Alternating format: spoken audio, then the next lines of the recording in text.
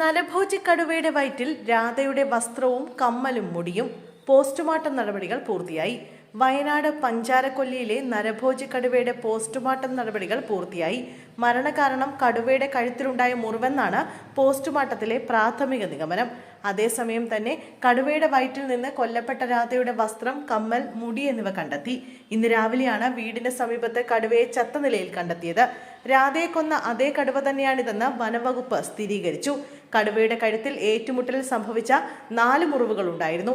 ഉൾവനത്തിൽ വെച്ച് മറ്റൊരു കടുവയുമായി ഏറ്റുമുട്ടിയപ്പോൾ ഉണ്ടായ മുറിവെന്നാണ് നിഗമനം. ഇന്നലെ ഉണ്ടായ ഏറ്റുമുട്ടലിലാണ് കടുവയ്ക്ക് പരിക്കേറ്റത്. ഈ മുറിവുകൾ മരണകാരണമായെന്ന് chief wildlife warden Pramod G Krishnan പറഞ്ഞു. ഇന്ന് പുലർച്ചെ 2:30ഓടെയാണ് പീലാക്കാവിൽ കടുവയെ ചത്ത നിലയിൽ കണ്ടെത്തിയത്. രാത്രി 12:30ഓടെയാണ് അവശനിലയിലായ കടുവയെ വനവകുപ്പ് ഉദ്യോഗസ്ഥർ കണ്ടെത്തിയത്. കാടിനുള്ളിൽ മാലിന്യങ്ങൾ നിക്ഷേപിക്കപ്പെട്ട സ്ഥലത്തായിരുന്നു കടുവയെ ആദ്യം അവശനിലയിൽ കണ്ടത്. 2 മണിക്കൂർ നേരം കടുവയ്ക്ക് പിറകെ പോയി. കടുവയെ ചത്ത നിലയിൽ കണ്ടെത്തിയപ്പോൾ കഴുത്തിൽ നിന്ന് രക്തവും വെള്ളവും ഒഴുകുന്ന നിലയിലായിരുന്നു. കടുവ അധിക ദൂരം പോകില്ലെന്നും ഇന്ന് തന്നെ കടുവയെ വെടിവെക്കാമെന്നും വനം വകുപ്പ് ഉറച്ചു. എന്നാൽ വെടിയേൽക്കാൻ നിൽക്കാതെ കടുവ ചത്തു. മാനന്തവാടി പഞ്ചാരക്കൊല്ലിയിൽ കഴിഞ്ഞ 24-നാണ് കടുവയുടെ ആക്രമണത്തിൽ ആദിവാസി സ്ത്രീ കൊല്ലപ്പെട്ടത്. കാപ്പി പറിക്കാൻ പോയ സമയത്താണ് വനംവകുപ്പ് താൽക്കാലിക വനം വാച്ചറായ അപ്പച്ചന്റെ ഭാര്യ രാധയെ കടുവ ആക്രമിച്ചത്.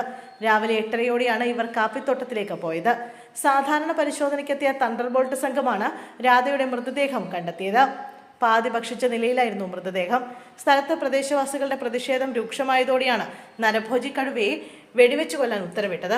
പീലാക്കാവ്, പഞ്ചാരക്കൊല്ലി, താറാട്ട് പ്രദേശങ്ങളെ 3 ദിവസമാണ് കടുവ മുൾമുനയിൽ നിർത്തിയത്. വെള്ളിയാഴ്ച രാധയെ കൊന്ന ശേഷം കടുവ അടുത്ത ദിവസങ്ങളിലൊന്നും ആടിനെയോ പശുവിനെയോ പിടിച്ചില്ല. വനത്തിൽ പരിശോധന നടത്തിയ വനപാലകരും മൃഗാവശിഷ്ടങ്ങൾ കണ്ടിരുന്നില്ല.